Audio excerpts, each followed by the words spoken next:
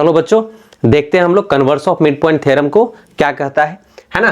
तो converse of mid point theorem ये कहता है कि the line drawn through the mid point of one side of a triangle parallel to the another side bisects the third side. कहने का मतलब है कि अगर ये ए बी सी ट्रायंगल है तो डी एक पॉइंट पे मिड पॉइंट है ना, एक साइड पे मिड पॉइंट है, और डीई जो है बीसी के पैरेलल में है, इसलिए ई भी क्या होगा, इस एसी का जो है ना मिड पॉइंट होगा। यही प्रूव करने के लिए कह रहा है हमारा converse of mid point theorem.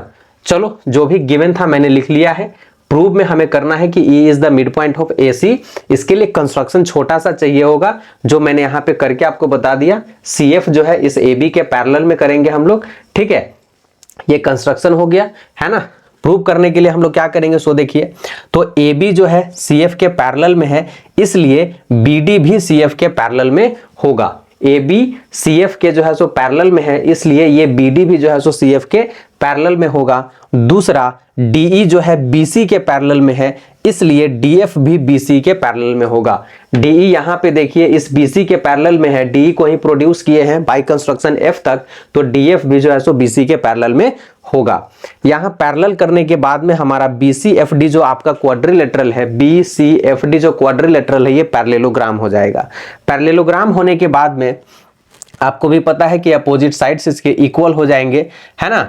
तो यहां पे CF इक्वल टू BD हो गया, CF इक्वल टू BD जो है सो हो गया। और सिंस चूंकि D मिड पॉइंट है तो AD और BD इक्वल है, इसलिए AD भी जो है सो CF के इक्वल में हो जाएगा। तो मैंने तीनों को यहाँ पे लिख दिया है। इसके बाद की कहानी होती है कि दोनों जो है सो ट्रायंगल को कॉन्ग्रुएंट करना।